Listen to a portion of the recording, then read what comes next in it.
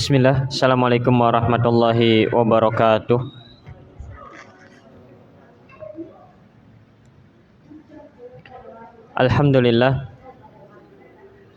Alhamdulillahi hamdan katsiran thayyiban mubarakan fih, mubarakan alaina kama yuhibbu rabbuna wa yarda. Asyhadu an la ilaha illallah wahdahu la syarikalah, wa asyhadu anna Muhammadan abduhu wa rasuluh sallallahu alaihi wa ala alihi wa ashabihi wa man tabi'ahum bi ihsanin illa yaumiddin. Allahumma la tamna'anna khaira ma indaka bi syarri ma indana. Allahumma ij'al ma naqumu bihil an khalisan liwajhikal karim ya arhamar rahimin. Tsumma ma ba'd. Alhamdulillah, kita bersyukur pada Allah tabaraka wa taala di pagi hari yang berbahagia ini. Allahu Rabbuna tabaraka wa taala kumpulkan kita di salah satu rumah dari rumahnya, diberikan kemudahan oleh Allah tabaraka wa taala kita semua sehingga kita bisa melangkahkan kaki untuk bertalabul ilmi, dan ini merupakan di antara hal yang patut untuk kita syukuri karena ini adalah sebesar-besar nikmat dalam hidup kita. Di pagi hari ini kita akan membahas sedikit terkait dengan Ramadan, karena mungkin 2 pertemuan lagi kita akan masuk dalam bulan Ramadan. Maka di 2 pertemuan ini kita akan membahas sedikit sekilas terkait dengan fikih Ramadan. Apakah itu bulan puasanya ataukah ibadah puasanya. Tapi kita ingin fokuskan terlebih dahulu kepada pembahasan terkait dengan ibadah puasanya. Setelah itu nanti kalau kita masih ada kesempatan kita akan membahas terkait dengan bulan Ramadannya itu sendiri. Ikhwani fiddin azakumullah, kaum muslimin saya muliakan. Maka di pagi hari ini insyaallah kita akan membahas pertama tentang dalil wajibnya puasa Ramadan sebagaimana yang kita sudah ketahui semua. Kemudian yang kedua kita akan membahas tentang syarat dari puasa Ramadan yang nanti kita harus benar-benar memahaminya dengan baik dan benar. Kemudian nanti yang ketiga terkait dengan ibadah puasanya itu sendiri, dimulai kapan, diakhiri sampai kapan, kemudian apa saja yang terjadi di dalam rangkaian tersebut. Kemudian nanti yang keempat kita akan membahas tentang pembatal-pembatal puasa di bulan Ramadan, baik pembatal-pembatal yang disepakati maupun pembatal-pembatal kontemporer yang para ulama berselisih, apakah membersihkan telinga dengan katembat itu membatalkan puasa ataukah tidak, apakah disuntik saat berpuasa itu membatalkan ataukah tidak, apakah donor darah atau diambil darahnya itu membatalkan puasa ataukah tidak. Itu adalah pembahasan-pembahasan kontemporer yang dibahas oleh para ulama, apakah membatalkan atau tidak, dan diperselisihkan oleh para ulama. Insya Allah nanti kita akan membahasnya di 2 pertemuan kita ini di bulan ini, dan insya Allah kalau Allah berikan kemudahan di bulan berikutnya. Yang pertama yang harus kita pahami adalah bahwasanya ciri khas Ahlussunnah wal Jamaah adalah melandasi segala sesuatunya di atas ilmu, melandasi amal ketaatannya, amal perbuatannya, ibadahnya, apapun yang ia lakukan yang berkaitan dengan ibadahnya sebagai seorang muslim, sebagai seorang hamba, adalah melandasinya dengan ilmu. Ini adalah ciri khas Ahlussunnah wal Jamaah. Kalau terjadi perselisihan, maka kembalikan kepada Al-Quran dan Sunnah Nabi Sallallahu Alaihi Wasallam, sebagaimana Allah pesankan dalam surat An-Nisa ayat 59. Dan ini adalah ciri khas Ahlussunnah wal Jamaah. Oleh karenanya ketika Imam Ibnu Qayyim al-Jauziyah pernah berdialog atau berdebat, menceritakan kisah ini beliau sendiri dalam Madarijus Salikin, maka beliau rahimahullah tabaraka wa taala sebelum memulai perdebatan, sebelum memulai diskusi terkait dengan sebuah permasalahan ilmiah, maka Al-Imam Ibnu Qayyim al-Jauziyah mengatakan kepada yang hadir dan juga kepada orang yang didebatnya sebelum memulai pembahasan, kiranya kalau sekarang misalkan sekiranya seandainya saat ini detik ini tiba-tiba kemudian Nabi Shallallahu Alaihi Wasallam ada di hadapan kita, kemudian Nabi Shallallahu Alaihi Wasallam mengatakan sesuatu, melarang kita atau memerintahkan kita dengan sesuatu, kira-kira apa yang harus kita lakukan sebagai seorang muslim? Apa yang harus kita lakukan? Apakah kita menerima ucapan Nabi Shallallahu Alaihi Wasallam? Apakah ketika Nabi melarang maka kita pun sami'na wa ata'na, dan ketika Nabi Shallallahu Alaihi Wasallam memerintahkan kita pun sami'na wa ata'na, andaikan Nabi ada di depan kita? Ataukah kita akan membalas atau membantah ucapan Nabi tersebut dengan ucapan-ucapan manusia yang lain? Tapi si fulan mengatakan ini, tapi si fulan ya Rasulullah, tapi. Kemudian orang yang didebatinya itu mengatakan bahwasanya jelas tidak ada pilihan bagi kita kecuali untuk menerima apa yang Nabi Shallallahu Alaihi Wasallam sabdakan, baik berupa perintah maupun larangan. Kemudian Al-Imam Ibnu Qayyim mengatakan, ya sudah kalau begitu, alasan apa kiranya sehingga kemudian kita menentang dan memalingkan apa yang datang dari Nabi Shallallahu Alaihi Wasallam kepada ucapan-ucapan yang lain? Oleh karenanya ini merupakan prinsip Ahlus Sunnah wal Jamaah, bahwasanya seorang Ahlus Sunnati wal Jamaah melandasi segala sesuatunya dengan ilmu. Melandasi sesuatunya dengan ilmu. Ini ciri khas Ahlus Sunnah wal Jamaah. Umar bin Abdul Aziz rahimahullah tabaraka wa ta'ala, salah seorang salaf, mengatakan, dan beliau adalah Amirul Mukminin, Umar bin Abdul Aziz rahimahullah tabaraka wa ta'ala. Bahkan beliau adalah seorang yang sangat warok dan sangat zuhud di zamannya. Bahkan kalau dibandingkan dengan orang-orang yang sampai sekarang, sampai masa kita, maka beliau adalah orang yang paling zuhudnya dari masa beliau hingga masa kita mungkin. Umar bin Abdul Aziz mengatakan, man abadallaha bighairi ilmin kana ma yufsidu aktsara mimma yuslihu. Sebagaimana yang tercantum di dalam kitab Majmu'ul Fatawa. Majmu'ul Fatawa yang merupakan fatwa-fatwa dari Ibn Taimiyah rahimahullah tabaraka wa ta'ala dan juga karya-karya beliau. Umar bin Abdul Aziz mengatakan, man abadallaha bighairi ilmin, siapa yang beribadah kepada Allah tabaraka wa ta'ala dengan tanpa ilmu, kana ma yufsidu aktsara mimma yuslihu, maka apa yang dirusaknya akan jauh lebih banyak, akan jauh lebih besar dibandingkan apa yang diperbaikinya. Seseorang yang beribadah kepada Allah di atas kebodohan, seseorang yang beribadah kepada Allah tidak di atas ilmu, maka akan banyak merusak daripada memperbaikinya. Maka dari sinilah kemudian pentingnya kita mengikatkan kita, ibadah kita, ketaatan kita, amal soleh kita, perbuatan kita dengan ilmu. Maka di antara hal yang harus kita ketahui pertama kali adalah tentang dalil wajibnya puasa. Karena kita akan datang bulan Ramadan dan Allah tabaraka wa ta'ala wajibkan kita berpuasa di dalamnya, maka kita harus tahu apa perintahnya yang terdapat dalam Al-Quran dan Sunnah tersebut. Di antara dalil yang menunjukkan kepada kita akan wajibnya berpuasa di bulan Ramadan, kita tidak sebutkan banyak karena ini hanya sekedar sekilas saja. Di dalam surat Al-Baqarah ayat 183, Allah tabaraka wa ta'ala berfirman di dalam surat Al-Baqarah ayat 183, ya ayyuhalladzina amanu kutiba alaikumusiyam kama kutiba alal ladzina min qablikum la'allakum tattaqun. Wahai orang-orang yang beriman, diwajibkan bagi kalian untuk berpuasa di bulan Ramadan sebagaimana telah diwajibkan kepada orang-orang sebelum kalian agar kalian bertakwa. Maka di dalam ayat yang mulia ini, di dalam surat Al-Baqarah ayat 183 menunjukkan kepada kita bahwa puasa Ramadan wajib. Baik, kita sekarang lebih jauh lagi, mendalami lagi sedikit. Di sisi mana, di kalimat mana yang menunjukkan wajibnya? Diwajibkan bagi kalian, itu kan terjemahan kalian. Loh, memang di dalam ayat ada kalimat wajaba begitu, yang artinya wajib begitu. Di dalam ayat tidak ada.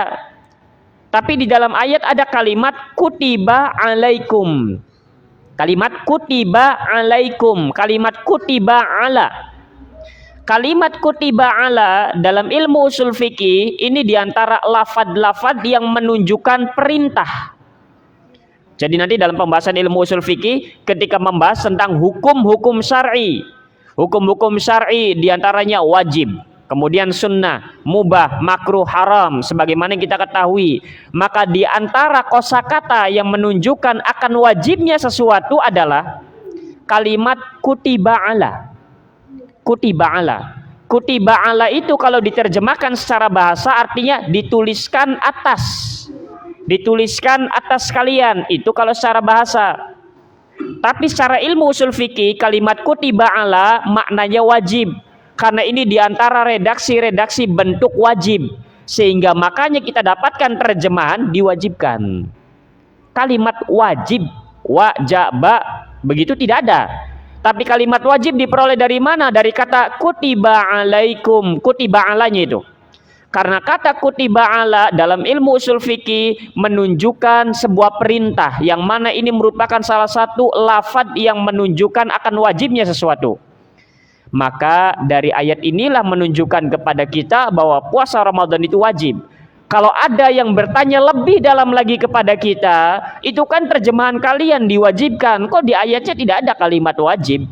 Bukankah kalimat wajib itu pun bahasa Arab? Iya, lah mana kalimat wajibnya tidak ada?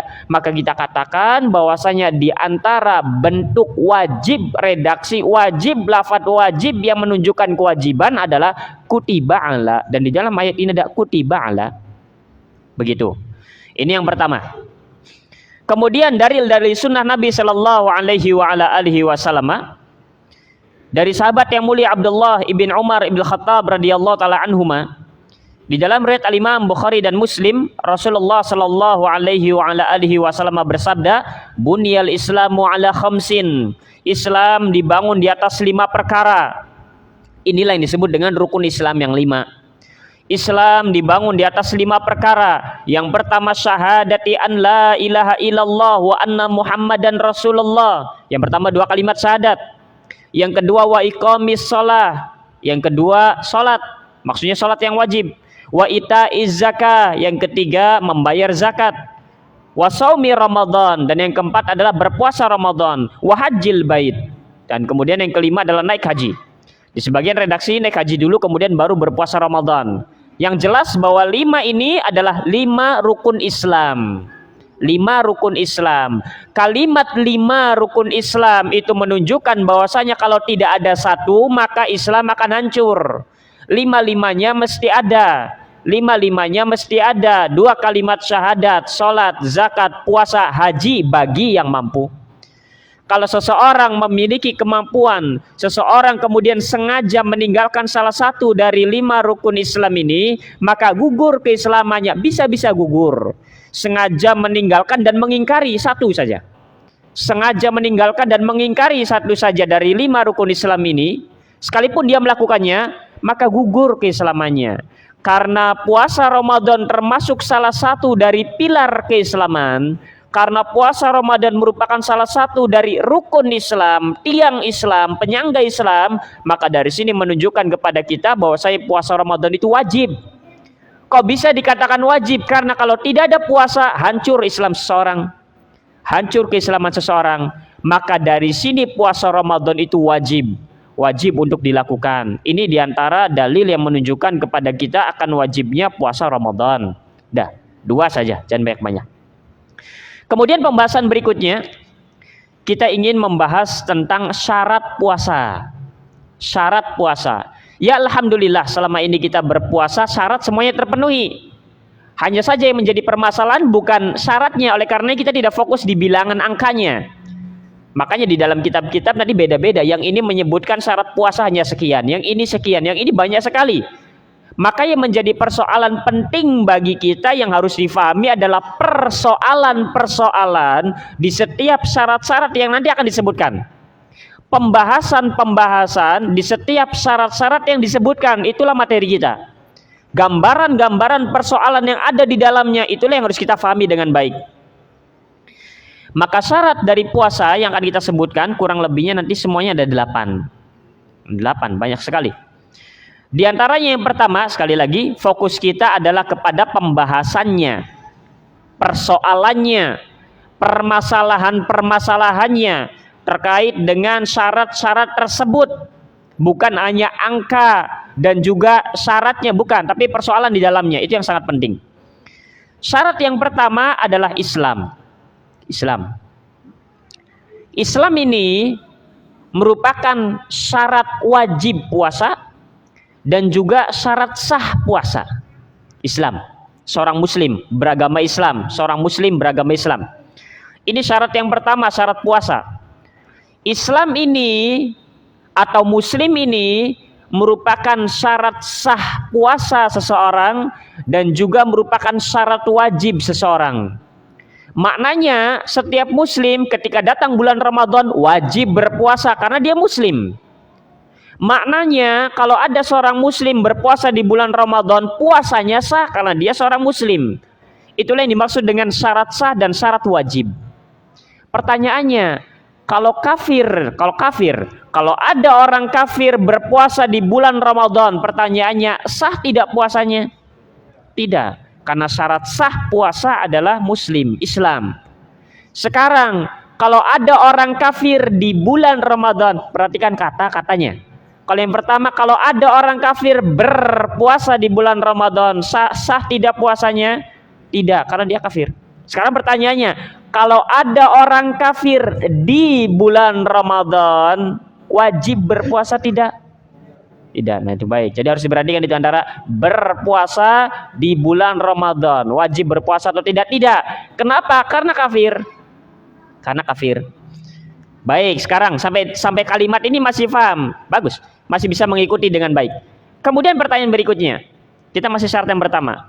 Kalau ada seorang muslim di bulan Ramadan sengaja tidak puasa Ramadan, berdosa atau berpahala? Kenapa berdosa?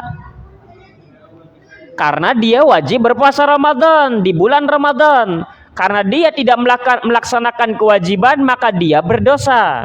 Baik, pertanyaannya sekarang untuk kafir. Kalau ada orang kafir di bulan Ramadan, dia wajib puasa tidak? Tidak. Dia tidak wajib berpuasa. Dia berdosa tidak karena tidak berpuasa? Diam. Kalau seorang muslim di bulan Ramadan, dia wajib puasa, tapi dia tidak puasa, dosa atau tidak? Dosa. Ada orang kafir di bulan Ramadan, wajib puasa tidak? Tidak. Dosa tidak kalau nggak puasa? Nggak puasa? Enggak dosa. Jadi enak kafir yang nggak puasa nggak dosa, muslim nggak puasa dosa. Maka orang kafir dia tidak wajib puasa karena memang dia kafir. Tapi kalimat tidak wajib puasanya orang kafir berbeda konsekuensinya.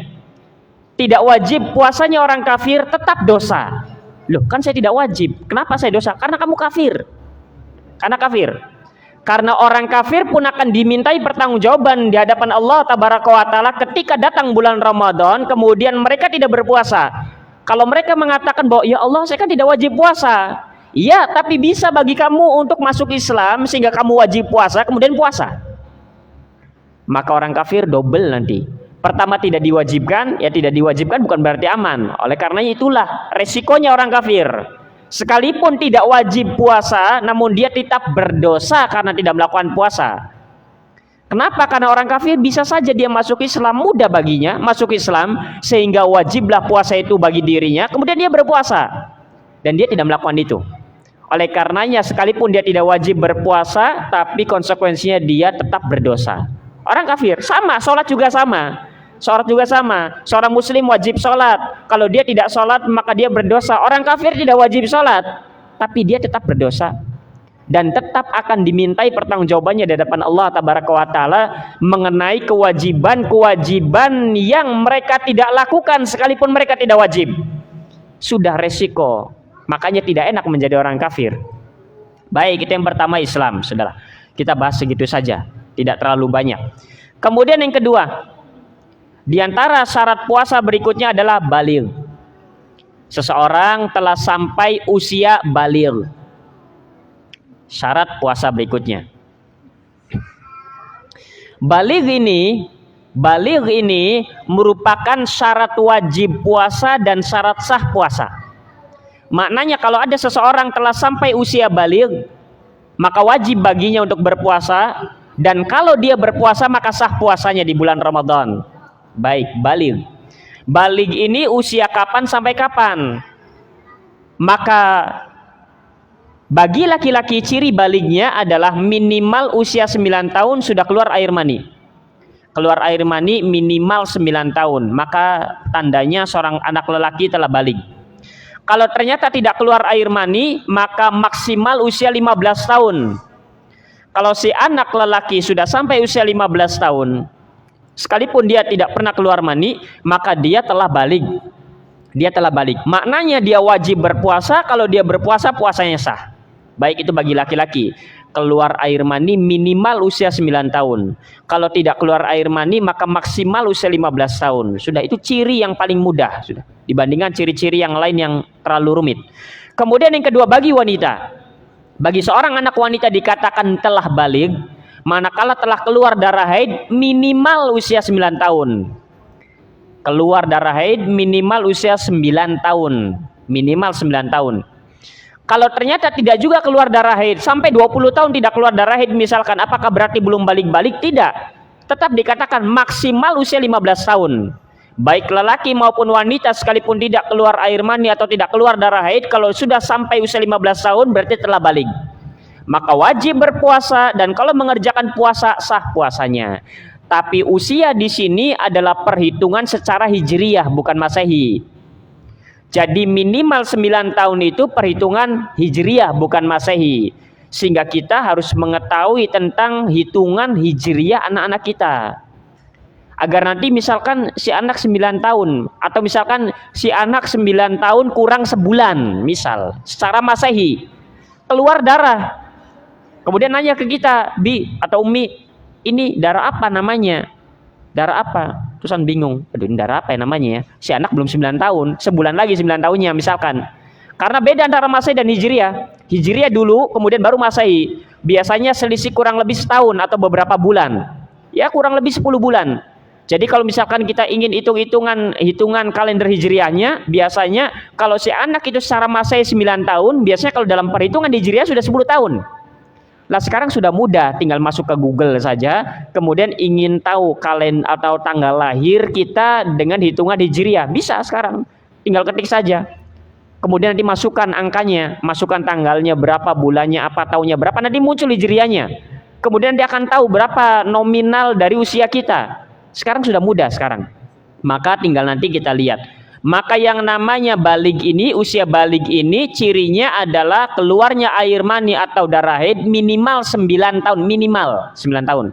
Maknanya adalah kalau ada seorang anak yang 8 tahun keluar air mani atau keluar darah haid, tidak dikatakan balik.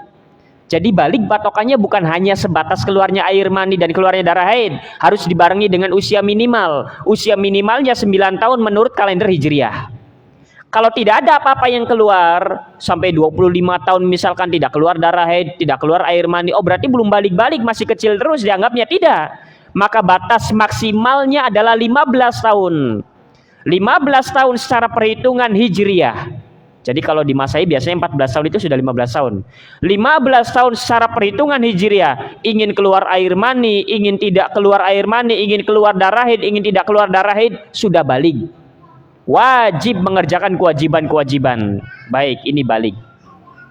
Di bawah usia balik ada yang namanya usia mumayyiz. Ada yang disebut dengan usia mumayyiz, usia di bawah baligh. Usia mumayyiz ini startnya mulainya dari usia 7 tahun menurut perhitungan Hijriyah. Jadi kalau si anak sudah berusia 7 tahun secara kalender Hijriyah, berarti anak ini sedang berada di usia mumayyiz. Usia mumayyiz ini apa konsekuensinya? Usia mumayyiz ini konsekuensinya adalah ibadah-ibadah yang dikerjakan sah. Kalau dia berpuasa sah. Kalau dia sholat dengan cara yang benar, wudu dulu, ini dulu, sah sholatnya, itu konsekuensinya. Dapat pahala, dapat pahala. Dia dapat pahala, tapi tidak wajib. Tapi tidak wajib. Tapi kalau dia ingin beribadah, maka ibadahnya sah. Tapi tidak sampai derajat wajib, sehingga kalau anak itu masih di usia mumayyiz tidak sholat, jangan terlalu disikapi dengan kasar atau keras, karena memang belum wajib. Kok bisa kita mewajibkan seseorang yang memang belum wajib? Begitu. Ya kalau perintah, arahan iya, bimbingan iya, tapi kita harus tahu batas antara bersikap untuk yang mumayyiz dengan antara yang bersikap dengan mubaligh. Misalkan ini yang mumayyiz dipukuli, ketika sudah sampai balik dibiarkan, ya kebalik namanya. Jadi kita harus memahami ini, bahwa yang namanya mumayyiz ini itu menunjukkan bahwasanya ibadah-ibadah yang dikerjakannya sah, tapi tidak wajib dan belum wajib. Sehingga jangan terlalu dipaksa. Diarahkan tidak mengapa, jangan terlalu dipaksa. Ini kadang kita terbalik. Ketika anak mumayyiz dipaksa benar-benar keras sekali. Ketika sudah balik malah dibiarkan, dilonggarkan. Ini namanya kebalik. Namanya terbalik. Konsekuensinya berbeda. Kalau ini kalaupun tidak dikerjakan tidak dosa. Bahkan kalau si anak mengatakan saya nggak mau puasa misalkan, ya dia tidak berdosa karena memang belum wajib. Lah ini kalau yang balik. Kalau dia tidak mengucapkan begitu kemudian dia tidak berpuasa, dosa dia. Dosa. Sehingga harus tahu konsekuensi dari usia ini. Di bawah 7 tahun. Di bawah 7 tahun, maka apa yang dilakukan si anak belum wajib dan juga tidak sah kalau dilakukan. Di bawah mumayyiz, di bawah 7 tahun. Jadi anak usia 5 tahun hafal Quran misalkan. Hafal Quran. Lalu kemudian dia sholat di masjid jadi imam. Maka di bawah 7 tahun konsekuensinya 2. Pertama, tidak sah ibadahnya. Yang kedua, belum wajib. Tidak sah ibadahnya kemudian belum wajib. Maka jangan jadikan anak-anak di bawah 7 tahun untuk kemudian menjadi imam misalkan. Karena dia belum sah sholatnya dan semuanya tidak sah sholatnya. Konsekuensinya begitu. Dan tidak ada kewajiban juga. Tapi orang tua tetap untuk mengajari, tetap untuk membimbing. Tapi maksudnya adalah kita mengetahui hal-hal semacam ini agar kita mengerti bagaimana bersikap. Jangan sampai terbalik, usia masih 5 tahun ke bawah dipaksa supaya puasa sampai maghrib. Usia 5 tahun dipaksa subuh-subuh untuk bangun, mandi dulu, kemudian ke masjid sholat subuh. Bahkan kalau bisa si anak yang azan misalkan. Tapi begitu mumayyiz sudah mulai kendor sedikit. Pas sudah balik, tidak sholat subuh pun dibiarkan. Ini kebalik namanya. Jadi kita harus tahu itu bagaimana penyikapan yang benar. Jangan sampai kita mewajibkan sesuatu kepada orang-orang yang memang Allah belum wajibkan. Kita kan begitu. Kita mewajibkan sesuatu yang Allah sendiri pun tidak mewajibkan kepada orang tersebut, masih anak-anak. Yang ada adalah anjuran. Jadi harus bedakan. Yang ada adalah anjuran. Kalau mau puasa alhamdulillah. Kalau tidak pun ya tidak mengapa, belum wajib. Oh ini mumayyiz, sama mumayyiz juga. Tapi tetap sebagai orang tua mengarahkan bukan membiarkan. Baik, ini balik. Kemudian yang ketiga di antara syarat puasa berikutnya adalah berakal. Berakal ini merupakan syarat sah puasa dan juga syarat wajib puasa. Berakal. Orang yang sehat akalnya ketika datang bulan Ramadan wajib berpuasa. Seorang muslim yang sehat akalnya ketika dia berpuasa di bulan Ramadan sah puasanya. Orang yang berakal. Maka dari sini ada beberapa catatan tentang lawan dari orang yang berakal, yaitu orang yang tidak berakal. Baik tidak berakalnya itu tidak ada akal, atau tidak berakalnya itu karena rusak akalnya, atau tidak berakalnya itu karena sementara tidak ada akalnya. Baik, ada beberapa catatan terkait dengan orang yang tidak berakal. Yang pertama, di antara bentuk orang yang tidak berakal adalah orang gila. Orang gila. Maka orang yang gila tidak wajib puasa, dan kalaupun orang gila itu berpuasa, puasanya tidak sah. Datang bulan Ramadan, ada orang muslim misalkan, kita tahu waktu sehatnya dia muslim, rajin ke masjid. Ternyata di bulan Sya'ban dia terkena penyakit gila, sudah tidak sembuh misalkan. Datang bulan Ramadan, apakah orang gila yang ini yang kita tahu sebelumnya muslim ini wajib berpuasa? Tidak wajib berpuasa. Kalau ternyata orang gila ini mengikuti kita berpuasa sebagaimana orang normal, apakah sah puasanya dari orang gila ini? Jawabannya tidak sah. Baik, itu yang kedua. Kemudian berikutnya konsekuensinya seperti yang pertama tadi, orang gila ini tidak wajib berpuasa di bulan puasa. Berdosakah dia tidak berpuasa di bulan puasa? Berdosa tidak? Orang gila di bulan puasa dia tidak wajib puasa. Kemudian pertanyaannya, dia tidak berpuasa, dosa tidak? Dosa atau tidak? Baik, pertanyaan lagi dari pertama. Kita pertanyaan ngulang dari yang awal. Ada seorang muslim di bulan Ramadan, dia sengaja tidak berpuasa, dosa tidak? Dosa. Ada seorang kafir di bulan Ramadan, wajib puasa tidak? Wajib puasa tidak? Ada orang kafir di bulan Ramadan, wajib puasa tidak? Tidak. Dosa tidak? Dosa. Orang kafir nggak enak makanya. Sudah tidak wajib puasa, dosa lagi. Ada orang gila. Sebelumnya kita tahu muslim ini orang gila ini. Kemudian di bulan Sya'ban dia sakit. Akhirnya sampai kepada kegilaan. Datang bulan Ramadan, wajibkah dia berpuasa? Tidak wajib. Berdosakah dia ketika dia tidak berpuasa? Tidak wajib. Tidak wajib puasa dan dia tidak berdosa. Jadi enak mana? Enak yang kafir apa enak yang gila? Kalau kafir tidak wajib puasa tapi dosa. Kalau orang gila tidak wajib puasa tapi tidak dosa. Enak yang mana jadi? Enak yang muslim sehat. Muslim sehat, puasa dapat pahala. Baik, ini yang pertama, yaitu catatan terkait dengan tidak berakal, yaitu orang yang gila. Orang yang gila. Kemudian yang kedua, di antara bentuk gambaran dari orang yang tidak berakal adalah orang yang pingsan. Orang yang pingsan. Bagaimana hukumnya orang yang pingsan di dalam bulan Ramadan? Muslim, dia balik, dia berakal. Orang yang pingsan ada dua gambarannya, rinciannya. Yang pertama, pingsannya hanya beberapa saat saja. Dia di waktu Ramadan, di bulan puasa, maksudnya di siang hari puasa, yaitu antara subuh sampai maghrib, dia pingsan 3 jam. Atau dia pingsan dari jam 8 sampai asar misalkan. Dia pingsan di sebagian siang puasanya. Maka seorang yang pingsan, dia meniatkan puasa ketika dia melewati siang hari Ramadan kemudian dia pingsan, tapi dia masih mendapatkan sebagian siang dari Ramadan itu, maka puasanya sah dan tidak batal. Jadi kalau misalkan malam makan sahur, sholat subuh berjamaah di masjid, ketika pulang pingsan, bangun asar, maka pertama tidak batal puasanya. Jadi orang yang pingsan tidak batal puasanya. Yang kedua, lanjutkan puasanya karena masih sah. Lanjutkan, jangan dibatali. Aduh sudah pingsan batal. Tidak batal, tidak, lanjutkan saja. Tinggal beberapa jam saja kemudian untuk menunggu waktu berbuka.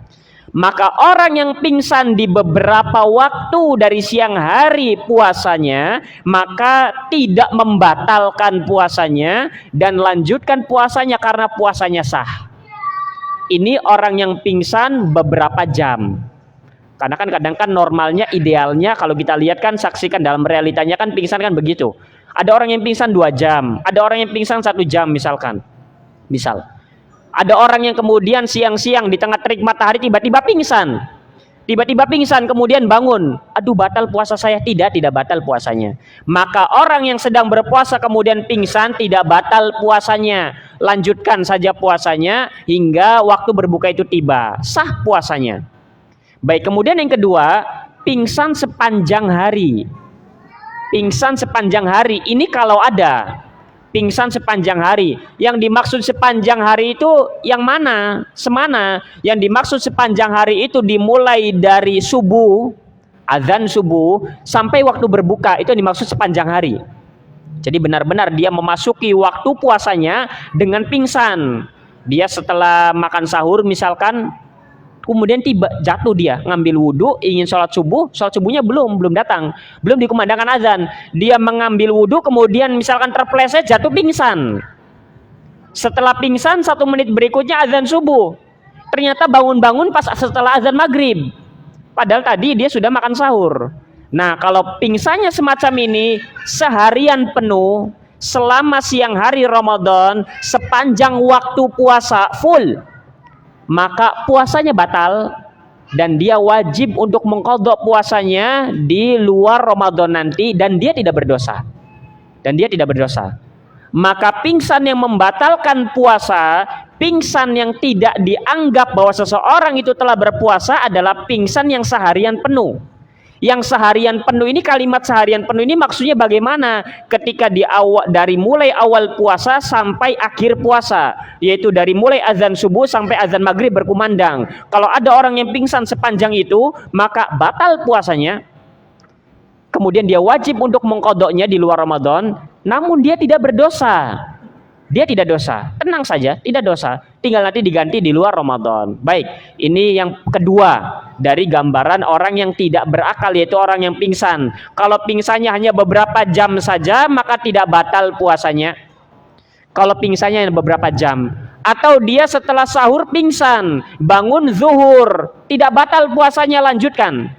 Tidak batal puasanya, lanjutkan. Yang dikatakan membatalkan puasa dan wajib mengqadha kalau seharian dari awal puasa sampai akhir puasa dia masuk ke hari puasa dan keluar dari hari puasa dalam kondisi pingsan, baru batal puasanya, wajib diqadha namun tidak berdosa. Begitu. Baik, ini yang kedua dari gambaran orang yang tidak berakal. Kemudian yang ketiga, orang yang mabuk. Orang yang mabuk, misalkan mabuk maksudnya karena sebab khomer atau yang semisal dengan khomer, entah narkoba, sabu atau yang lain sebagainya. Orang yang mabuk, jadi dia mabuknya sebelum waktu puasa, saat sahur misalkan. Saat sahur dia minum khomer, tapi dia ada niatan ingin puasa. Saat sahur dia minum khomer, bukan mempermainkan, bukan ingin merendahkan Islam, bukan ingin mengolok-olok, bukan. Tapi dia meminum khomer di waktu itu. Tapi dia di malam hari sudah ada niatan ingin puasa karena dia merasa bahwa dirinya adalah muslim. Hanya saja pengaruh dari khomernya sangat dahsyat, sehingga menjadikan dirinya mabuk sampai jam 10 pagi. Baru setelah jam 10 hilang itu pengaruh dari khomernya tersebut. Maka kalau karena sebab mabuk, ingin sebagian waktu ataukah satu utuh waktunya, puasanya itu memang mabuk semua, maka pertama dia batal puasanya. Yang kedua dia berdosa. Yang ketiga dia harus wajib menahan sampai waktu berbuka. Yang keempat dia harus menggantinya di luar Ramadan. Konsekuensi dari yang mabuk itu. Mabuk. Pertama puasanya tidak sah, batal puasanya. Ya sudah, kalau batal berarti boleh makan. Tidak boleh. Sampai nanti waktu berbuka. Sampai nanti waktu berbuka. Kemudian yang ketiga dia berdosa karena mabuk. Kemudian yang keempat dia wajib untuk menggantinya nanti di luar Ramadan. Enaknya begini, ada ujiannya ini. Ada ujiannya supaya nanti seru. Baik, jadi itu konsekuensi dari orang yang mabuk. Ingin sebagian waktu atau full waktu puasanya dihabiskan dengan mabuk itu. Maka konsekuensinya tadi 4. Yang pertama batal puasanya. Yang kedua tidak boleh makan, harus ditahan sampai waktu berbuka karena dia maksiat. Yang ketiga dia berdosa. Yang keempat wajib diganti, diqadha di luar Ramadan. Baik, itu yang ketiga dari gambaran dari orang yang tidak berakal. Di antara ya bentuk gambaran dari orang yang tidak berakal berikutnya, yang keempat adalah orang yang tidur. Orang yang tidur, hilang sementara akalnya kemudian balik lagi. Adapun orang yang tidur, maka orang yang tidur ingin sebagian waktu atau full waktu puasanya dia tidur, maka puasanya sah, tidak batal, dan dia tidak berdosa, dan dia tidak perlu untuk mengqadhanya di luar Ramadan. Sehingga kalau ada orang yang tidur sepanjang hari puasa tapi tidak direncanakan, misalkan anggaplah tidak direncanakan, setelah sahur dia lihat masih ada 20 menit lagi, mau tidur dulu sebentar, nanti ketika azan subuh berkumandang saya bangun. Begitu planning awalnya, rencana awalnya, ternyata kebablasan. Pas dia bangun terdengar suara azan isya, bukan azan maghrib lagi. Dia tidur. Baik, pertanyaannya bagaimana nasib puasanya? Maka puasanya sah. Berdosakah dia? Tidak berdosa. Apakah dia wajib untuk mengqadha di luar? Tidak wajib, sah. Hanya saja nanti resikonya dia ganti semua itu sholatnya. Sholat subuhnya, sholat zuhurnya, sholat asarnya, sholat maghribnya, semuanya itu diganti ketika dia terbangun. Ya kalau sudah masuk waktu isya, ya isya dulu, sholat yang subuh dulu, kemudian zuhur, asar, maghrib, baru isyanya. Baru kemudian tarawih. Begitu. Jadi enak yang mana? Enak yang gila apa enak yang tidur? Enak tidur, sah puasanya, tidak berdosa lagi, tidak wajib mengqadha lagi. Itu orang yang tidur. Baik. Jadi begitu konsekuensinya dari gambaran orang yang tidur. Baik, itu gambaran orang yang tidur. Ini yang ketiga, yaitu berakal. Kemudian yang keempat, di antara syarat berikutnya, yang keempat adalah mukim, menetap, tidak sedang safar. Di antara syarat puasa berikutnya adalah menetap, tidak sedang pergi safar. Maka orang yang menetap, orang yang sedang tidak pergi safar kemana-mana, wajib puasa, dan kalau dia puasa maka puasanya sah. Orang yang menetap, tidak sedang safar kemana-mana. Maka dari sini ada beberapa hal terkait dengan orang yang safar. terkait dengan orang yang safar. Terserahlah ingin menggunakan pandangan yang mana. Apakah ingin menggunakan patokan pedoman waktu jarak misalkan ukuran kurang lebih minimal 80 km misalkan sudah dianggap safar, ataukah kita ingin mengambil kebiasaan, ya terserahlah. Pokoknya safar. Safar. Maka catatan untuk orang yang safar, kalau begitu orang yang safar boleh untuk tidak berpuasa. Ya. Orang yang safar boleh untuk tidak berpuasa, benar. Kalau orang yang tidak safar dan syarat-syarat yang tadi terpenuhi, wajib berpuasa, iya. Boleh tidak berpuasa kalau tanpa sebab, tidak boleh. Karena hukumnya wajib. Kalau dia tidak berpuasa maka dia berdosa. Baik, sekarang kita membahas tentang orang yang pergi safarnya. Boleh baginya untuk tidak berpuasa. Kalimat boleh tidak berpuasa bukan wajib tidak berpuasa. Jadi jangan bayangkan, oh karena saya sedang safar maka wajib harus bagi saya untuk tidak berpuasa. Bukan, boleh saja. Hanya sebatas boleh. Yang maknanya adalah kalau kita ingin berpuasa silakan, kalau tidak berpuasa pun tidak mengapa, silakan. Baik, catatan yang pertama, rinciannya. Kalau ternyata puasa itu tidak memberatkan kita, kalau puasa itu tidak memberatkan kita, kita sedang membahas orang yang safar. Kalau puasa itu tidak memberatkan safarnya kita, maka puasa lebih utama daripada tidak puasa. Ini rincian yang pertama. Bagi orang yang safar, bagi orang yang bepergian jauh, kalau berpuasa saat bepergian itu tidak memberatkan kita, maka yang lebih utama, yang afdol bagi kita yang sedang safar adalah tetap berpuasa. Ini kalau tidak memberatkan. Yang kedua, kalau ternyata sama saja antara berpuasa dan tidak berpuasa, dia memikir rasanya sama saja, dikatakan memberatkan tidak, dikatakan tidak memberatkan, punya ya 50-50 lah. Maka dalam kondisi semacam ini, yang kondisi sama antara berpuasa dan tidak berpuasa, maka yang lebih utama adalah berpuasa. Kalau yang pertama jelas tidak memberatkan, semuanya serba enak. Kalau yang kedua 50-50, dikatakan berat tidak, dikatakan tidak berat pun tidak. Tapi yang jelas 50-50, tapi kita masih sanggup puasa. Maka kondisi yang kedua ini pun yang lebih utama adalah berpuasa. Berpuasa. Ini berat tidak? Ya kalau dikatakan berat ya berat. Tidak berat tidak? Ya kalau tidak dikatakan berat ya saya mampu. Maka ini namanya 50-50. Dalam kondisi 50-50 semacam ini, maka berpuasa lebih utama bagi kita. Yang kedua.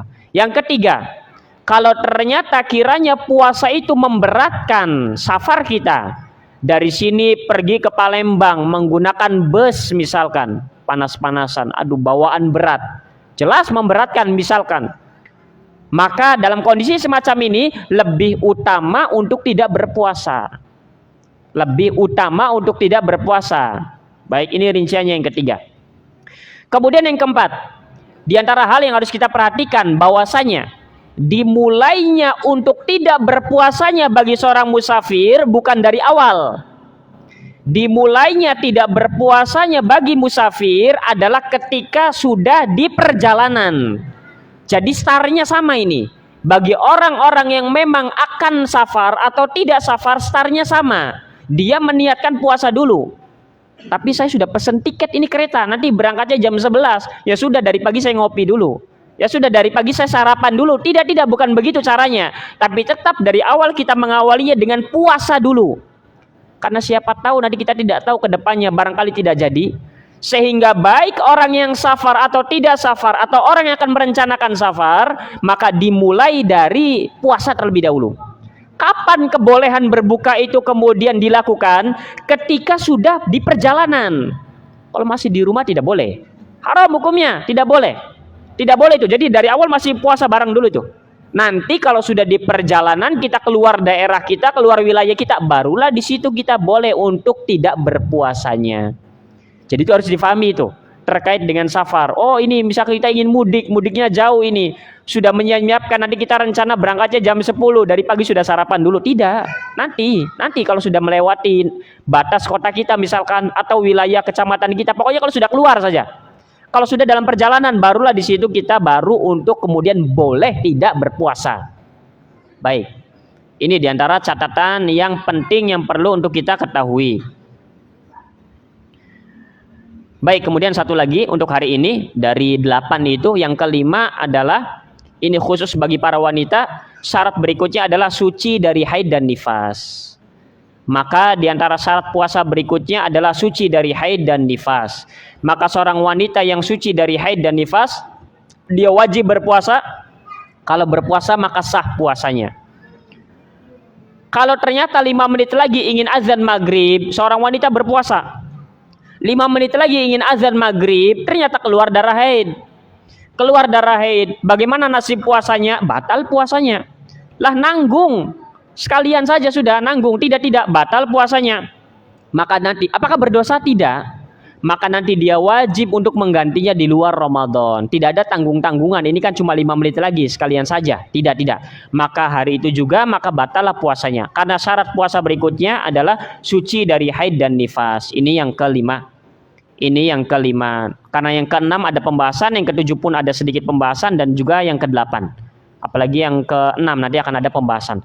Baik, ini yang bisa kita sampaikan. Barangkali ada 1 atau 2 pertanyaan seputar tentang persoalan ini, maka dipersilakan.